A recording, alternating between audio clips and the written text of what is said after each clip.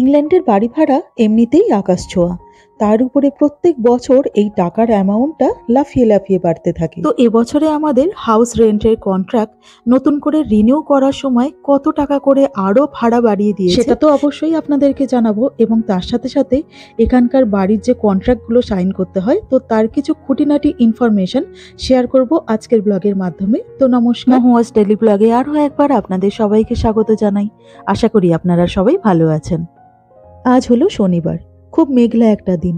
আজকে যদিও বৃষ্টির ফোরকাস্ট নেই, তবুও এইরকম মেঘলা যেদিন ওয়েদার থাকে সেদিনে বৃষ্টির ফোরকাস্ট না থাকলেও কিন্তু বৃষ্টি হয়। আজকে আমাদের কিছু কেনাকাটা করবার দরকার ছিল, তো প্রথমে ভেবেছিলাম বিকেলবেলার দিকে যাব, কিন্তু এই রকম ওয়েদার আছে বলে তো তাই ভাবলাম সকালবেলা তাড়াতাড়ি করে কিছু কাজকর্ম মিটিয়ে নিই, তারপরে ভারী একটুখানি ব্রেকফাস্ট করে সকালবেলার দিকেই বরঞ্চ শপিংটা সেরে নেবো। আর সেই কারণে ওই চিড়ের পোলাও বলুন বা ওই উপমা টাইপেরই বলুন, যাই হোক, ওটা বানাবার জন্য চিড়েটা একটুখানি ধুয়ে নিয়েছিলাম, তারপরে ওর মধ্যে একটুখানি নুন আর চিনি দিয়েছিলাম, সঙ্গে একটুখানি গন্ধরাজ লেবুর রস দিয়ে ভালো করে মাখিয়ে খানিকক্ষণের জন্য রেখে দিলাম। দেখতে দেখতে প্রায় 8 মাস হয়ে গেল ম্যানচেস্টারে আমরা এই বাড়িটাতে মুভ করেছি। আর আমরা এখন বর্তমানে যে বাড়িটাতে আছি, তো এখানে কন্ট্রাক্ট ছিল 9 মাসের জন্য। তো আগামী মাসে আর কি, যেহেতু আমাদের কন্ট্রাক্টটা শেষ হয়ে যাচ্ছে, তো তাই জন্য লেটিং এজেন্সি থেকে আমাদের কাছে একটা কন্ট্রাক্ট আবার রিনিউ করার জন্য একটা মেল এসেছে। আর এখানে কন্ট্রাক্ট রিনিউ করা মানে মোটামুটি কিছু পাউন্ড লেটিং এজেন্সি থেকে বাড়িয়েই দেয়, আমাদেরও বাড়িয়ে দিয়েছে। তো কতটা বাড়িয়ে দিয়েছে সেটাও পরে জানাচ্ছি। তবে তার আগে এখানকার মানে যে কন্ট্রাক্ট যেটা হয় আর কি, বাড়ির রেন্টের আর কি, তো সেটা সম্বন্ধে টুকটাক কিছু জিনিস আপনাদেরকে জানিয়ে রাখছি। যে যখন এখানে প্রথমবার কেউ কোনো বাড়ি বা ফ্ল্যাট রেন্টে নেয়, তো তখন কন্ট্রাক্টটা ওই 9 মাসের বা 6 মাসের বা 1 বছরের জন্য সাইন করানো হয়।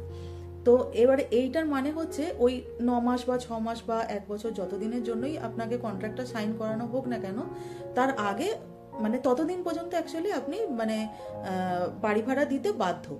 এবারে যদি এরকম হতেই পারে যে কোনো কিছু এমার্জেন্সি এসে গেল, যে আপনি আর মানে যে বাড়িটাতে মানে কন্ট্রাক্ট সাইন করেছিলেন সেখানে আর থাকতে পারছেন না কন্টিনিউ, তো তখন আপনাকে লেটিং এজেন্সি যারা আছে তো তাদেরকে জানিয়ে দিতে হবে। এবার লেটিং এজেন্টদেরকে জানিয়ে দিলে তারা কি করে, যে ধরুন আপনি 1 মাস আগে জানিয়ে দিলেন, তো তখন 1 মাস আগে জানিয়ে দিলে লেটিং এজেন্টরা তখন বিজ্ঞাপন দিতে শুরু করে দেয়, অ্যাডভার্টাইজ দিতে শুরু করে দেয় মার্কেটে।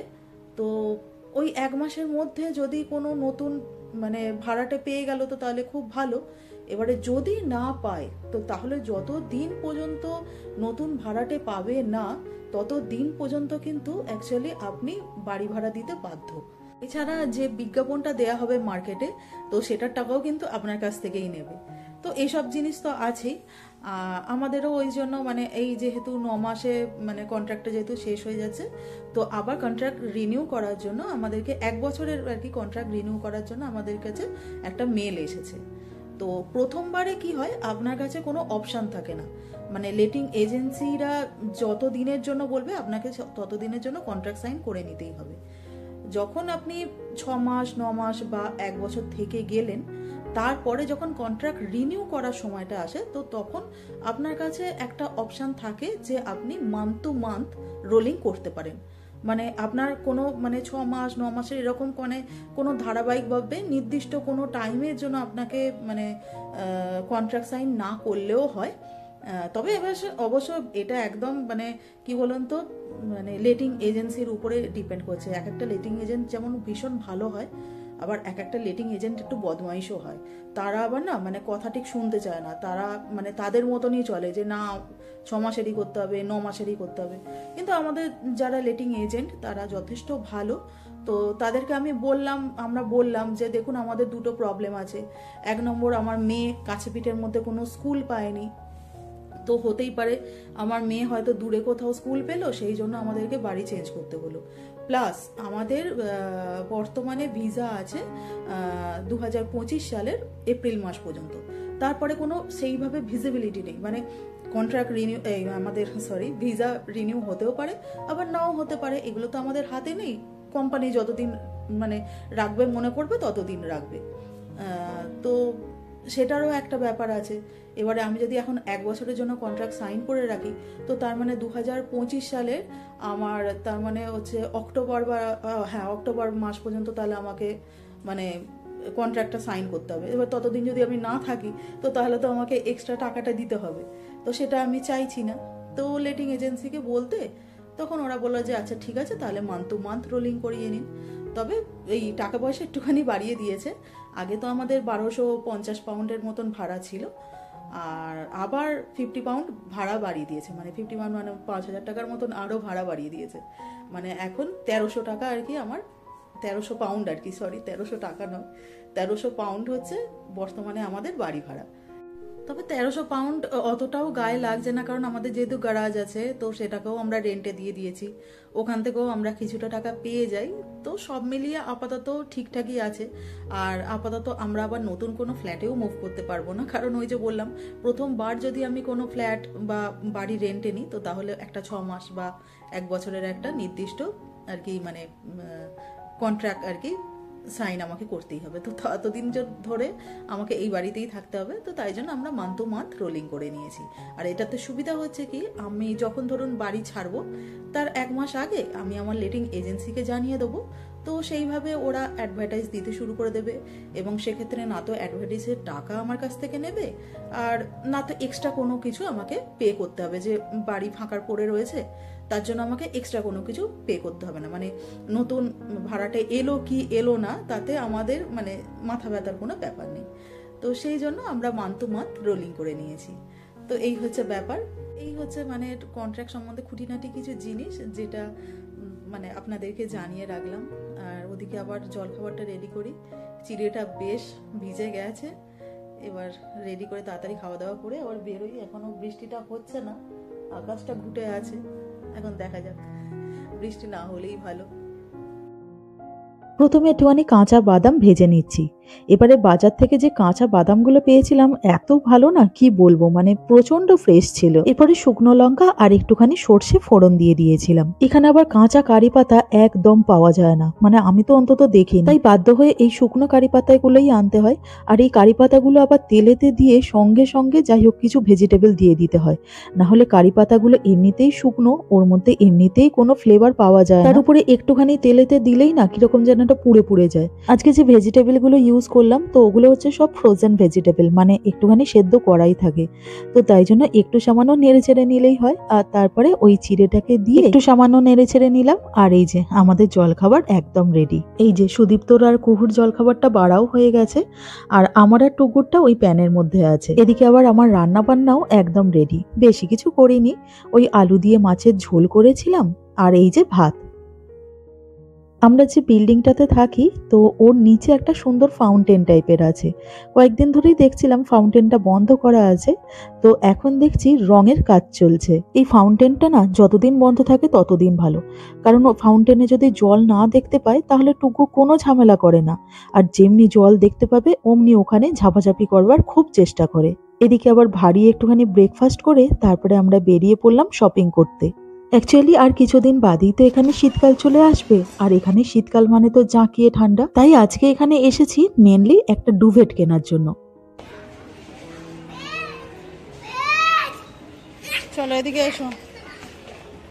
ওদিকে আবার অত সুন্দর একটা বিছানা দেখে টুকু বেড বেড বলে চিৎকার করতে শুরু করে দিয়েছে, মানে ওই বেডের উপরে ও উঠে এখন লাফালাফি করবে। আমরা আজকে যে দোকানটা এসেছি সেটার নাম হলো প্রাইমার্ক। এটা মেনলি জামা কাপড়ের দোকান, তবে এখানে বেডিং সেকশনও আছে, যেখানে ওই ডুভেট বা বালিশ টালিশ এইসবও পাওয়া যায়। এখানে শীতকালে যেরকম কনকনে ঠান্ডা পড়ে, তার জন্য এই ডুভেটগুলোই হলো বেস্ট। এমনি এখানে যখন প্রথম এসেছিলাম, তো তখন একখানা কম্বল কিনেছিলাম, কিন্তু নভেম্বর ডিসেম্বর বা জানুয়ারি মাসের ঠান্ডাতে ওই কম্বলটা যেন কোনো কাজেই লাগতো না, মানে কম্বল গায়ে দিয়েও প্রচন্ড ঠান্ডা লাগতো।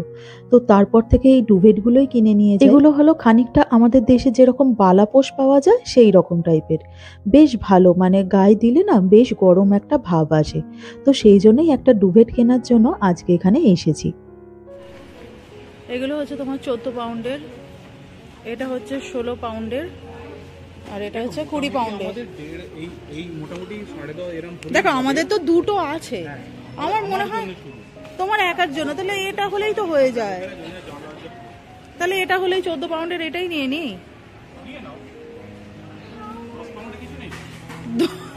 9 পাউন্ডে আছে কি সেটা দেখতে হবে।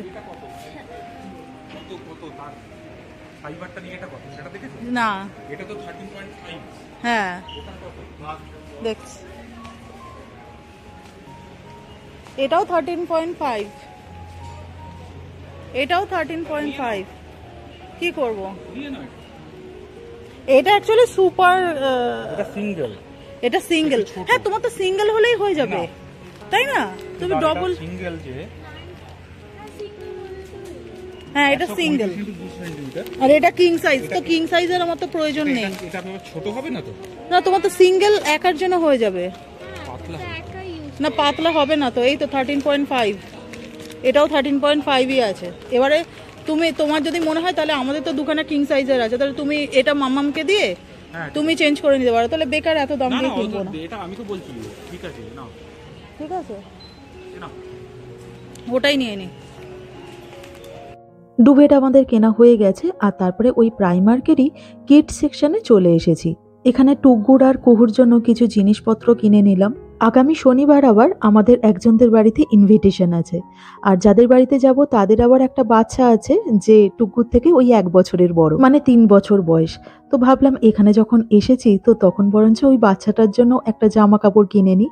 আর এখন তো ঠান্ডা পড়েই যাচ্ছে, তো তাই ভাবলাম এই মোটা মোটা হুডি দেওয়া গেঞ্জিগুলো বেশ ভালো হবে। আর বাচ্চাটা আবার একটুখানি বেশ ফর্সাও আছে, তো তাই ভাবছি এই নীল রঙের জামাটা ওকে বেশ মানাবেও ভালো। দেখো রিওর জন্য এরকম নিয়ে নেবো নাকি এই কালার নেব? এর ছোট হবে না তো? ও টুকুর থেকে একটু লম্বা। ছোট হবে না, ছোট হবে না আমার মনে হয় না ছোট। হ্যাঁ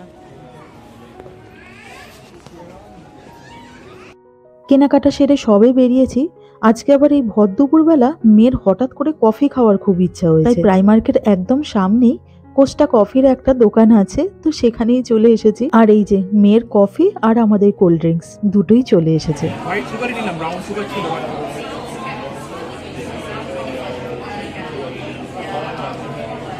এখানকার যে চিনিগুলো না সেগুলোতে মোটে যেন মিষ্টি হয় না, তো তাই জন্য আমাদেরকে একটুখানি বেশি করেই চিনি অ্যাড করতে হয়।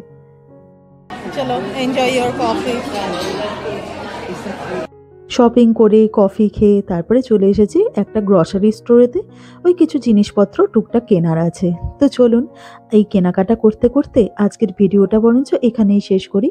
তো আমার আজকের এই ভিডিওটা আপনাদের কেমন লাগলো অবশ্যই কমেন্ট করে জানাবেন, আর পারলে চ্যানেলটাকে সাবস্ক্রাইব করে দেবেন। তো সবাই ভালো থাকবেন, সবাই সুস্থ থাকবেন। দেখা হচ্ছে পরের ব্লগে। নমস্কার।